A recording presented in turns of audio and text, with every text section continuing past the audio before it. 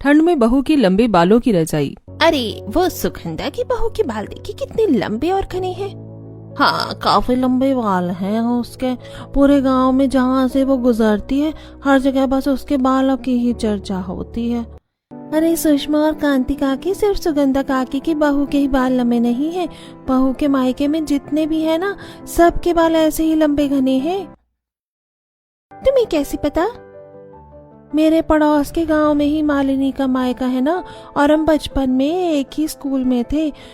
और तो और हमारी मम्मियों का एक दूसरे के घर आना जाना भी रहता था। बस कनीता, बस इतनी रामगाथा नहीं सुननी है। वैसे इसके इतने लंबे बालों का राज क्या है? अगर मुझे पता होता तो आज मेरे बाल लंबे ना होते। जेनेटिक है, कोई राज नहीं है उसके पीछे। सारी पड़ोसनें यहाँ मोहल्ले में बैठकर ऐसे पंचायत कर रही थी, तभी बहू वहीं से गुजरती है और सारी बात सुन लेती है। अगर आपको मेरे बालों का राज जानना है तो मुझसे पूछो। ये आस पड़ोस में क्या कानाफूसी करती रहती हो काकी? अब आई है तो बता ही दे बहू, क्या राज है तेरे लंबे घने बालों का? कोई राज नहीं है, बस अपने बालों की सही केयर करोगी तो आपके बाल भी अच्छे रहेंगे। और सबके बालों के बढ़ने की एक लिमिट होती है, इसलिए बहुत से लोगों के बाल ज्यादा नहीं बढ़ते। चलो अब मैं जाती हूँ, मेरे बच्चे भूख से रो रहे हैं। मालिनी जल्दी से घर आती है। बहू भूख लगी है, कुछ बना दी जल्दी से। हाँ माँ जी, मैं सोच रही हूँ कि थोड़ी सी दाल है और थोड़ा सा ही चावल रखा है। अगर मैं दाल चावल बनाऊंगी तो सबको नहीं हो पाएगा, क्यों ना मैं इसे खिचड़ी बना दूं? माँ, मैं खिचड़ी नहीं खाऊंगा माँ। आपको खिचड़ी बनानी है तो सब्जी वाली बनाओ, दाल वाली अच्छी नहीं लगती है। मालिनी रसोई में देखती है, सारी सब्जियां खत्म थी, पास में पैसे भी नहीं थे। मालिनी रसोई में खड़ी खाली डिब्बों को देखती रह जाती है। आटे का डिब्बा नीचे से झांक रहा था, दाल बस एक कटोरी बची थी और चावल मुट्ठी भर। ठंड इतनी थी कि रसोई की खिड़की से आती हवा हाथों को सुन्न कर रही थी। बाहर कोहरा ऐसा छाया था जैसे पूरे गांव ने सफेद चादर ओढ़ ली हो। हे भगवान, आज बच्चों को क्या खिलाऊं? उसकी नजर कोने में रखी फटी हुई रजाइयों पर जाती है। किसी की रजाई से रुई बाहर झांक रही थी, किसी में इतने गड्ढे के ओढ़ो तो ठंड और ज्यादा लगती। मालिनी ने गहरी सांस ली और चूल्हे पर खिचड़ी चढ़ा दी। आज और कोई रास्ता नहीं था। बहू जल्दी से बना, ठंड से हाथ पैर जम रहे हैं। हाँ माँ जी, बस बन ही रही है। खिचड़ी बनकर तैयार हुई। मालिनी ने सबको थोड़ी थोड़ी परोसी। बच्चों के चेहरे देखकर उसका दिल बैठ गया। माँ को कहा था कि खिचड़ी मत बनाना, फिर भी माँ ने खिचड़ी बना दी। माँ आज भी वही खिचड़ी? माँ ठंड लग रही है। मालिनी ने बच्चों के सिर पर हाथ फेरा। खुद की थाली उसने आधी से भी कम भरी। सब खाकर उठे पर पेट किसी का नहीं भरा। शाम ढलते ही ठंड और बढ़ गई। घर की दीवारों से ठंडी हवा रिसने लगी। रजत अभी तक काम की तलाश में बाहर था। बच्चे पढ़ाई छोड़ जल्दी जल्दी रजाइयों में घुस गए। माँ रजाई में हवा आ रही है। माँ पैर ठंडे हो रहे हैं। मालिनी ने रजाइयों को ठीक करने की कोशिश की, पर फटे कपड़े में क्या ठीक होता। उसने पुराने स्वेटर बच्चों पर डाल दिए। बस बेटा आज ऐसे ही सो जाओ। आधी रात हो चुकी थी। बच्चे सोने की कोशिश कर रहे थे पर ठंड से उनकी देह कांप रही थी। मालिनी जागती रही, हर थोड़ी देर में किसी न किसी बच्चे को ढकती। मम्मी ठंड। मालिनी ने उसे सीने से लगाया, तभी नैना की आंख खुली। मम्मी, क्या हुआ बेटा? मम्मी आपके बाल इतने लंबे हैं ना, आप खोल दो ना, मैं आपकी चोटी के नीचे ही सो जाऊंगी। आपके बाल तो गर्म होते हैं। मालिनी सन्न रह गई, उसकी आंखों में आंसू भर आए। अरे पगली, सच मम्मी, जब आप मेरे पास बैठती हो ना तो ठंड कम लगती है। मालिनी ने बिना कुछ कहे अपनी लंबी चोटी खोल दी। बाल कमर से नीचे तक फैल गई। काव्या और तरुण भी उठ बैठे। मम्मी हम भी। माँ अगर आपको बुरा न लगे तो। मालिनी ने तीनों बच्चों को अपने पास खींच लिया। उसके बाल बच्चों के ऊपर फैल गए जैसे कोई मुलायम रजाई। आ जाओ, मेरी रजाई बन जाओ। बच्चों ने उसके बाल ओढ़ लिए। नैना उसकी चोटी के नीचे सिर रखकर सो गई। काव्या बालों को सीने से लगाकर मुस्कुराने लगी। तरुण ने पहली बार माँ के बालों की गर्मी महसूस की। बाहर हवा और तेज हो गई, पर उस कोने में जहां माँ और बच्चे सटे थे एक अजीब सी गर्मी थी। मालिनी जागती रही, बच्चों की सांसों की लय सुनती रही। हे भगवान, मेरे बच्चे को कभी ऐसी रातें ना दिखाना। सुगंधा दूसरे कमरे में करवटें बदल रही थी। उसे भी ठंड लग रही थी, पर बहू के कमरे में आती बच्चों की धीमी हंसी और चैन की सांसें उसने सुन ली। शायद मैंने ही कभी इसकी तकलीफ नहीं समझी। सुबह हल्की धूप निकली। बच्चे अब भी मालिनी के बालों में लिपटे सो रहे थे। रजत नाइट ड्यूटी से थका हुआ घर लौटा। दृश्य देखकर उसकी आंखें भर आई। मालिनी, ये क्या हाल बना रखा है सबने? आ गए आप अंदर आइए, पहले फ्रेश हो जाइए, फिर बात करते हैं। माफ कर दो, मैं कुछ नहीं कर पाया। रजत ने बच्चों को देखा, फिर मालिनी के बिखरे बालों को। तुम्हारे ये बाल आज रजाई बन गए। बाल ही तो हैं, बच्चों से बढ़कर क्या है।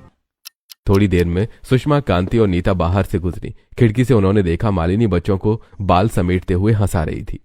ये वही बहू है जिसके बालों की हम चर्चा करते थे। हम क्या पता था बहू के बाल इतने काम के हैं। लंबी बाल सिर्फ सुंदरता नहीं, सहारा भी होती है। ठंड की रातें अब रोज की मुसीबत बन चुकी थी। सूरज ढलने ही ऐसा लगता जैसे पूरे गांव पर बर्फीली चादर डाल दी गई हो। कच्ची दीवारों से सिहरन उतर उतर कर घर के भीतर आ जाती है। छत से टपकती ओस की बूंदें जमीन पर गिरकर और ठंड फैला देती। रजत दिन भर मेहनत करके जो थोड़े बहुत पैसे लाता, उनसे बस घर का राशन ही भर पाता। कभी आटा, कभी चावल, कभी नमक तेल, पर गर्म कपड़ों या नई रजाइयों की तो बात ही दूर थी। रात होते ही सब अपने अपने कोने में सिमट जाते। माँ आज भी हवा अंदर आ रही है। बस बेटा, ऐसे सट कर लेट जाओ। मम्मी, मेरे पैर बिल्कुल बर्फ जैसे हो गए हैं। मुझे नींद नहीं आ रही, बहुत ठंड है। मालिनी चुपचाप अपनी चोटी खोल देती है। उसके लंबे बाल बच्चों के ऊपर फैल जाते हैं जैसे कोई जिंदा रजाई हो। मम्मी अब ठीक है। आपके बाल गर्म है। पर एक कोना ऐसा भी था जहां गर्मी नहीं पहुंचती थी। रजत और सुगंधा फटे कंबल में दुबके रहते। हाय राम, हड्डियां टूट रही हैं ठंड से। माँ बस रात कट जाए, सुबह सूरज की गर्मी से आराम हो जाएगा। बस ये ठंडी रातें ही सारी फसाद की जड़ है। मालिनी बार बार उधर देखती, पर उसके पास देने को कुछ नहीं था। लगातार ठंड ने असर दिखाना शुरू कर दिया। तरुण को खांसी रहने लगी, नैना को बुखार चढ़ गया, काव्या की नाक बहती रहती। रजत, बच्चों की तबीयत बिगड़ रही है। डॉक्टर के पास जाने के लिए पैसे भी तो नहीं है। बच्चों की दवा कैसे करवाएं? सुगंधा भी खांसते खांसते सीना पकड़ लेती है। बहू, शरीर साथ नहीं दे रहा। ऐसा लगता है खांसते खांसते प्राण ना निकल जाए। मालिनी रातों को जागकर सबके माथे पर हाथ रखती, कभी बच्चों के, कभी सास के, कभी पति के। ठंड और लाचारी मिलकर उसका दिल तोड़ रही थी। वहीं मालिनी के बाल अजीब तरह से तेजी से बढ़ते थे। हर हफ्ते उसकी चोटी और लंबी हो जाती। गांव में लोग कहते इसके बाल कभी खत्म ही नहीं होते। हर रविवार मालिनी थोड़ा सा बाल काटती ताकि संभाल सके। कटे हुए बाल वो कपड़े में बांध कर रख देती। काश इन बालों से भी कुछ भला हो पाता। एक दिन दोपहर को गली में शोर हुआ, गुब्बारे ले लो, बाल दो, गुब्बारे लो। साथ में गांव का एक लड़का भी था। अरे तरुण, पता है ये अंकल बाल लेकर गुब्बारे देते हैं। सच? बाल देकर गुब्बारे? तीनों बच्चे जल्दी से घर की तरफ भागे। माँ माँ सुनो ना, माँ। क्या हुआ, बोलोगे? मम्मी, बाहर गुब्बारे वाला आया है। वो बाल देकर गुब्बारे देता है, हमें भी गुब्बारे चाहिए। मम्मी आपके बाल तो बहुत है ना, मम्मी आपके बाल थोड़े से दे दोगे तो हमें गुब्बारे मिल जाएंगे। थोड़ा सा दे दो ना माँ, हमें गुब्बारे मिल जाएंगे। हमें गुब्बारों से खेलना है, दुकानों पर महंगे मिलते हैं। मालिनी की आंखें भर आईं। बेटा ये बाल। मम्मी आप ऐसे बढ़ा लोगी, वैसे भी ये एक हफ्ते में ही बड़े हो जाते हैं। मालिनी चुपचाप अंदर गई, कपड़े में बंधे हुए बाल निकाले। उसने अपनी चोटी फिर खोली और थोड़ा और बाल काट लिए। अगर मेरे बाल बच्चों की खुशी बन सकते हैं तो यही सही है। मालिनी बाल लेकर बाहर आई। अरे बहन जी, इतने लंबे बाल। जितने गुब्बारे बन जाए दे देना। कुछ देर में रंग बिरंगे गुब्बारे बच्चों के हाथ में थे। मम्मी देखो ये गुब्बारे कितने सुंदर हैं। माँ धन्यवाद हमें रंग बिरंगे गुब्बारे दिलाने के लिए। उस रात भी ठंड थी, फटी रजाइयां थी, कांपते शरीर थे, पर बच्चों के चेहरे पर मुस्कान थी। वो माँ के बालों की ओट में सोए, गुब्बारे पास रखे। मम्मी आज ठंड कम है। सो जाओ बेटा, बहुत रात हो गई है। रजत और सुगंधा फिर से कांपते रही। सुगंधा ने बच्चों को अपने बालों के तले अच्छे से सुला दिया। मालिनी तुमने बहुत बड़ा दिल दिखाया। दिल नहीं, मजबूरी है। अपने बच्चों की खुशी कैसे पूरी ना करूं? वैसे भी पूरी रात ठंड में ये काम चाहते हैं। जितना हो सके मैं उतना तो कर ही सकती हूँ। अगली सुबह ठंड कुछ ज्यादा ही तीखी थी। सूरज निकला जरूर था, पर उसकी किरणों में गर्मी नहीं थी, बस उजाला था। मालिनी आंगन में निकली तो देखा पड़ोस की औरतें अपने अपने घरों के सामने कुछ न कुछ बिछाई बैठी हैं। कहीं सूखी घास के गट्ठर खुले पड़े थे, कहीं पुराने तकियों के पंख हवा में उड़ रहे थे। लोग घास से रजाई बना रहे हैं, पंखों से कंबल, तो फिर मेरे पास जो है उससे क्यों ना कुछ करूं? कांति अपनी आंगन में बैठी घास को उलट पलट रही थी। बहू देख रही है ना, रात में घास की रजाई ओढ़ेंगे, चुभती है पर ठंड तो काटती है। हाँ काकी, मजबूरी में ये सब चलता है। जब उड़ाने के लिए कुछ भी नहीं होगा तो क्या ही करेंगे हम लोग। मैं भी बच्चों को अपने बाल उड़ाकर सुलाती हूँ। थोड़ी दूर सुषमा पुरानी तकियों को फाड़ कर पंख निकाल रही थी। नई रजाई लेने के पैसे कहाँ हैं? पंखों से ही बना लेंगे। मालिनी कुछ देर खड़ी रही, फिर चुपचाप घर लौट आई। उसके दिमाग में एक ही बात घूम रही थी, वो कुछ ऐसा करे जिससे उसके परिवार को भी ठंड में तड़पना न पड़े। दोपहर को बच्चे स्कूल गए तो मालिनी संदूक के पास बैठ गई। उसने धीरे धीरे ढक्कन खोला। नीचे कपड़े में बंधी कई गठरियां थी, सालों के कटे हुए बाल। माँ कहा करती थी, कटे बाल फेंकना मत, किसी के हाथ लग जाएंगे। किसी ने टोना टोटका कर दिया तो बाल झड़ना बंद हो जाएंगे। मायके का आंगन, माँ सुलोचना की सख्त आवाज। बेटी, बाल देवी का वरदान है, इन्हें बेइज्जत मत करना। कभी कभी फेंकना नहीं, हमेशा समेट कर रखना, संभाल कर रखना। मालिनी ने गठरियां खोल दी। बाल झरनों की तरह फैल गई, काले घने चमकदार। उसे लगा जैसे उसकी पूरी जिंदगी उसके सामने बिछ गई हो। अगर यही बाल आज मेरे बच्चों को बचा ले तो माँ भी बुरा नहीं मानेंगी। मालिनी ने नीता के घर से सुई धागा मांगा, पुरानी फटी चादर निकाली।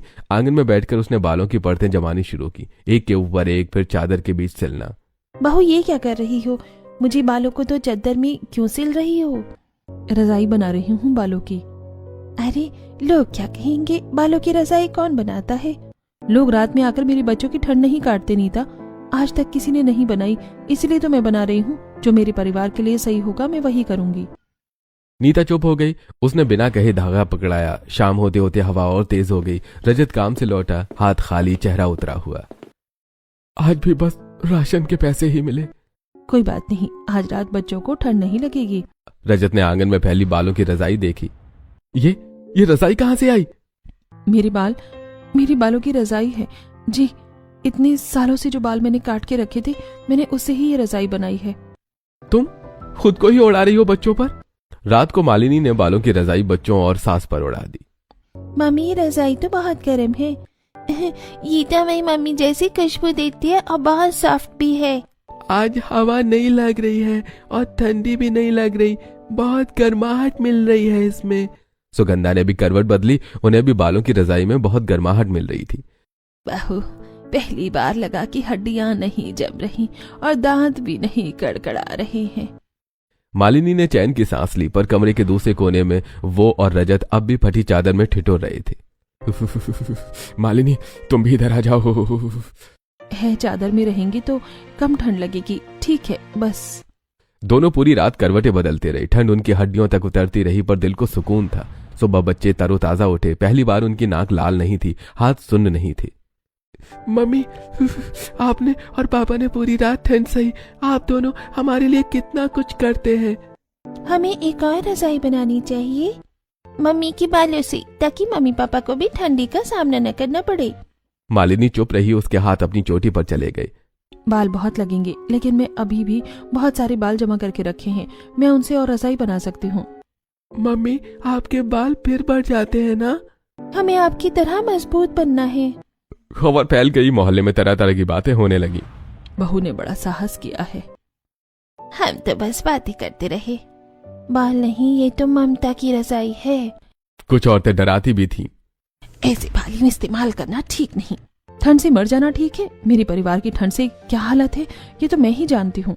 मालिनी गलत बोलने वाली पड़ोसन को सुनाकर चली जाती है। मालिनी ने फिर से संदूक खोला, बची हुई गठरियां निकाली। इस बार बच्चों ने खुद मदद की, बाल सुलझाई, परतें जमाई। मम्मी, ये बाल बहुत मुलायम है, इससे बहुत ही बढ़िया रजाई बनकर तैयार होगी। ऐसे रखो ताकि पापा को ज्यादा गर्मी मिले। रजत एक कोने में चुपचाप बैठा रहा। वो बच्चों और मालिनी को रजाई बनाते हुए देख रहा था। मुझसे कुछ नहीं हो पा रहा। हो रहा है, तुम साथ हो यही काफी है, बाकी हम देख लेंगे। इसके बाद मालिनी बच्चों के साथ मिलकर एक बड़ी सी रजाई बनाती है, ताकि रजत और मालिनी उसमें आराम से सो सकें। रातें और सख्त होती जा रही थी। हवा में जैसे सुइयां थी, छत से टपकती ओस अब बर्फ जैसी लगती है। बहू, आज भी छाती भारी है। माँ जी, रजाई ठीक से ओढ़ लीजिए ना, ठंड नहीं लगेगी। बच्चे बालों की रजाई में चैन से थे, पर बाहर ठंड का कहर जारी था। ये ठंड नहीं, हमारी परीक्षा है। और हम रोज पास हो रहे हैं। सर्दियां की एक और रात थी। लेकिन आज इस घर में पहली बार ऐसा सन्नाटा था जिसमें कांपने की आवाज नहीं थी। हवा अब भी उतनी ही तेज थी, छत से ओस अब भी टपक रही थी, पर कमरे के भीतर बालों की रजाई ने जैसे एक अलग ही दुनिया बना दी थी। मालिनी ने दोनों रजाइयां जोड़कर पूरे परिवार पर फैला दी थी। बच्चे बीच में, सास एक तरफ और किनारे रजत और मालिनी। मम्मी आज ठंड सच में नहीं लग रही। आपकी रजाई सबसे अच्छी है। मम्मी इतनी गर्म है कि आज से पहले इतनी गर्मी महसूस नहीं हुई। मम्मी आज नींद आ रही है। मालिनी ने राहत की सांस ली। उसकी आंखें थकान से जल रही थी, पर दिल में एक सुकून था। कम से कम आज रात कोई ठिठुरा नहीं था। बहू, भगवान तुझे लंबी उम्र दे। आज बरसों बाद हड्डियों में आराम है। रजत चुप था। वो छत को घूर रहा था जैसे वहां से जवाब गिरने वाला हो। रात के सुकून के बावजूद सुबह होते ही हकीकत वापस आ गई। रजत ने चूल्हे के पास बैठकर पैसों की छोटी सी पुड़िया खोली, सिक्के और कुछ तुड़े मुड़े नोट। बस इतना ही पैसा बचा है। अब समझ नहीं आ रहा कि इसमें घर कैसे चलेगा। राशन के लिए इतने पैसे पर्याप्त नहीं है। अभी तो स्कूल फीस भी बाकी है, बच्चों के कपड़े लेने हैं, माँ जी की दवाइयाँ हैं, घर के अन्य खर्च, तेल साबुन पानी बिजली सब कैसे होगा जी। मैं परेशान हूँ, समझ में नहीं आ रहा है कि क्या करूँ कि कैसे पैसे आए। मालिनी का दिल धक से रह गया। तरुण की फीस तो महीने से बाकी है, नैना की किताबें भी लेनी है, बच्चे पढ़ाई में कमजोर हो रहे हैं, ट्यूशन के लिए भी पैसे नहीं है। काम तो रोज करता हूँ, पर मजदूरी बस पेट भरने लायक ही मिलती है। मैं खुद परेशान हूँ मालिनी कि कैसे मैं अपना घर चलाऊं। मालिनी चुप हो गई। वो आंगन में पड़ी बालों की रजाई को देखती रही। दोपहर को मालिनी पानी भरने बाहर गई। रास्ते में कांति और सुषमा बातें कर रही थी। सुना है शहर में ऊन की रजाई बहुत महंगी बिकती है। हमारे पास ऊन कहाँ कि हम रजाई बनवा सके। मालिनी वहीं ठहर गई। ऊन नहीं, पर मेरे पास बाल हैं। उसके कदम तेज हो गए। घर पहुंचते पहुंचते उसके दिमाग में जैसे कोई रास्ता साफ होने लगा। रात को जब बच्चे सो गए, मालिनी ने रजत से बात की। रजत, एक बात कहूं? बोलो, क्या बात है? क्या सोच रही हो? सब ठीक है ना? अगर मैं बालों की रजाई बनाकर बेचूं तो कैसा रहेगा? बेचूं? यार, ओढ़ने तक के लिए ठीक है, लेकिन तुम्हारा दिमाग सही है, क्या ये काम करेगा? देखो ये रजाइयाँ कितनी गर्म है। लोग ऊन खरीदते हैं, हम बालों से बना सकते हैं, और जो ऊन और रुई की रजाई नहीं खरीद सकते वो तो पैसे देंगे। रजत कुछ देर चुप रहा, लेकिन अभी वो सोच में था कि लोग खरीदेंगे या नहीं। लोग खरीदेंगे, यकीन है। ठंड में लोग गर्मी देखते हैं। ये किससे बनी है वो बाद में। रजत ने गहरी सांस ली। कोशिश कर लो, शायद यही रास्ता है। अगले दिन मालिनी ने संदूक खोला, बचा हुआ बाल गिना। रजाइयों के लिए बाल बहुत लगते थे और उसके पास अब ज्यादा नहीं थे। अगर सच में बेचना है तो बाल चाहिए। उसके जहन में मायके की तस्वीर उभरी। मम्मी, भाभी, दीदी सबके लंबे बाल हैं, और माँ ने तो बोरियों में ढेर सारे बाल संभाल कर रखे हैं। इससे मेरा काम हो जाएगा। मालिनी ने पड़ोस के फोन से अपनी माँ को कॉल किया। माँ, कैसी हो आप? मुझे आपसे एक काम था। क्या हुआ बेटी? आवाज ठीक नहीं लगी। माँ, यहाँ बहुत ठंड है और पैसे की बहुत तंगी। मैं जानती हूँ बेटी, लेकिन हम तो खुद ही गरीब हैं। मैं तेरी क्या ही सहायता कर सकती हूँ, बता।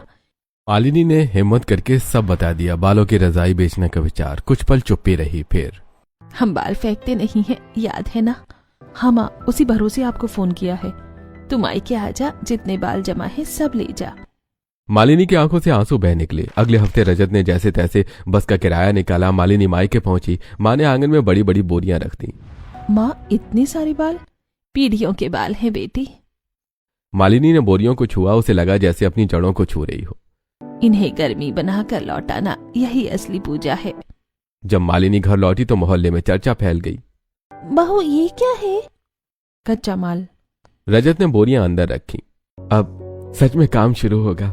रात को पूरा परिवार बालों की रजाई में सिमटा था। बाहर ठंड अब भी थी, भीतर गर्मी। मम्मी, जब ये रजाइयां बिकेंगी तो हमारी फीस भर जाएगी ना? हाँ बेटा, कोशिश तो यही है। मालिनी छत की ओर देखती रही। उसके हाथों में सुई धागा था, मन में हिसाब किताब। कितनी रजाइयां बनेंगी, कितनी बिकेंगी। संघर्ष अभी खत्म नहीं हुआ था। पैसे की तंगी अब भी थी, फीस अब भी बाकी थी। मालिनी के घर के आंगन में अब ठंड के साथ एक और चीज थी, लगातार चलती हुई सुई की टक टक। बड़ी बड़ी बोरियां एक कोने में रखी थी, जिनमें मायके से लाए गए ढेर सारे बाल भरे थे। हर बोरी जैसे किसी उम्मीद का वजन उठाई खड़ी थी। सुबह अंधेरे में ही मालिनी उठ जाती, चूल्हे पर पानी चढ़ाती, बच्चों के लिए सूखी रोटी सेकती और फिर सुई धागा हाथ में ले लेती। आज कम से कम एक रजाई तो पूरी करनी ही है। दिन निकलते ही बच्चे स्कूल जाते। फीस अभी भी बाकी थी, इसलिए मास्टर की डांट का डर बच्चों की आंखों में साफ दिखता। मम्मी, आज मास्टर ने फिर पूछा था। बेटा, थोड़ा और समय दे दो। बच्चे जाते ही मालिनी फिर बालों की गठरी खोलती, बालों को सुलझाती, परतें जमाती, चादर के बीच सिलती। उंगलियों में छाले पड़ चुके थे पर हाथ रुकते नहीं थे। बहू थोड़ा आराम कर ले। माँ जी, जब हाथ चलेंगे तभी पेट चलेगा। रजत भी काम से लौटकर देर रात तक मदद करता, कभी बाल फैलाता, कभी रजाइयों को धूप में डालता। तुम अकेली नहीं हो मालिनी। जानती हूँ। एक हफ्ते के भीतर आंगन में रजाइयों की एक छोटी ढेरी लग गई, मोटी, भारी, गरम। मालिनी ने उन्हें हाथ से दबाकर देखा जैसे किसी बच्चे का माथा सहला रही हो। बस आप बाजार ले जाने लायक हैं। पर डर भी था, लोग खरीदेंगे या हंसेंगे। सुबह सुबह मालिनी ने रजाइयों को कपड़े में लपेटा। रजत ने ठेले का इंतजाम किया। डर मत, जो अपने घर को गर्म कर सकती है वो दूसरों को भी कर देगी। बाजार में भीड़ थी, सब्जी वाले, उनकी रजाइयां बेचने वाले, पंखों के गद्दे। मालिनी ने एक कोना चुना, रजाइयां खोलकर सजा दी। लोग रुक रुक कर देखने लगे। ये किसकी बनी है? बालों की। बालों की रजाई? हाँ, बहुत गर्म होती है। कुछ लोग हंसकर आगे बढ़ गए पर कुछ ने हाथ लगाकर देखा। अरे ये तो सच में गर्म है। एक बुजुर्ग आदमी ठिठुरता हुआ पास आया। अरे बहू, रात में बहुत ठंड लगती है। ओढ़ कर देख लीजिए। उसने रजाई ओढ़ी। कुछ पल बाद उसकी सांसें सामान्य हो गई। अरे ये कितने की है? बुजुर्ग ने बिना मोल भाव के पैसे थमा दिए। भगवान भला करे। मालिनी के हाथ कांप गए। ये उसकी पहली कमाई थी। सिर्फ पैसे नहीं, भरोसा भी था। जैसे जैसे दिन चढ़ा भीड़ बढ़ती गई। ये देख, बालों की रजाई है। सच? चल हाथ लगा कर देखते हैं। लोग लाइन में खड़े होने लगे। बहन, एक मेरे लिए भी रख देना। सबको मिलेगा, बस थोड़ा इंतजार। कांति और सुषमा भी बाजार आई थी। अरे ये तो मालिनी है। मैंने कहा था इसके हाथों में हुनर है। वो भी लाइन में लग गई। बहू मेरे लिए भी एक रख दे। काकी, आपके लिए तो जरूर। शाम तक ज्यादातर रजाइयां बिक चुकी थी। मालिनी के पास एक छोटी सी पोटली भर के पैसे थे। इतनी? रजत दूर खड़ा सब देख रहा था। उसकी आंखों में गर्व था। आज तुमने सिर्फ रजाई नहीं बेची, उम्मीद बेची है। घर लौटते समय मालिनी थकी हुई थी पर कदम हल्के थे। कैसी रही बिक्री? माँ जी, बिक गई। सुगंधा की आंखें भर आईं। ये बाल सच में लक्ष्मी बन गए। अगले कई दिनों तक यही सिलसिला चला। मालिनी रोज नई रजाइयां बनाती, बाजार में ले जाती। खबर फैल चुकी थी। अरे बालों वाली रजाई आई क्या? हाँ, आई है। कमाई धीरे धीरे बढ़ने लगी। राशन का डर कुछ कम हुआ पर स्कूल के फीस और घर के दूसरे खर्चे अब भी सामने खड़े थे। मालिनी की पीठ दर्द करने लगी, आंखें लाल रहने लगी। फिर भी वो रुकती नहीं। थोड़ा कम काम क्या कर लिया करो। अभी रुकने का वक्त नहीं है। बोरियां अब भी आधी भरी थी। बाजार की मांग बढ़ रही थी। एक दिन बाजार के एक दुकानदार ने पूछा, अरे भाई बहन, रोज रोज तुम सड़क पर क्यों बैठती हो? मेरी दुकान के बाहर बैठ जाओ। किराया? उसके लिए मेरे पास पैसे नहीं है। बाद में देखेंगे, तुम चिंता मत करो। ये एक और कदम था पर साथ में नई जिम्मेदारियां भी। घर में अब रातें सुकून से कटने लगी थी। पूरे परिवार को बालों की रजाई मिल चुकी थी पर बाहर की दुनिया में संघर्ष अभी खत्म नहीं हुआ था। बच्चों की फीस अभी बाकी थी, घर के खर्च अभी पूरे नहीं हुए थे और मालिनी के हाथों की सिलाई अभी और तेज होनी थी। समय धीरे धीरे करवट बदलने लगा। बालों की रजाइयों की चर्चा अब सिर्फ बाजार तक सीमित नहीं रही, आसपास के गांव तक फैल गई। लोग खुद मालिनी के घर आकर पूछने लगे, अरे बहू, वही बालों की रजाई मिल जाएगी क्या? मिल जाएगी भैया, बस 2 दिन का समय लगेगा। मालिनी दिन रात सिलाई करती। रजत भी अब पूरा साथ देने लगा था। कोई रजाई धूप में डालता, कोई बाजार पहुंचाने में मदद करता। पैसे धीरे धीरे इकट्ठा होने लगे। पहली बार ऐसा हुआ कि रजत राशन की दुकान से पूरा सामान लेकर लौटा।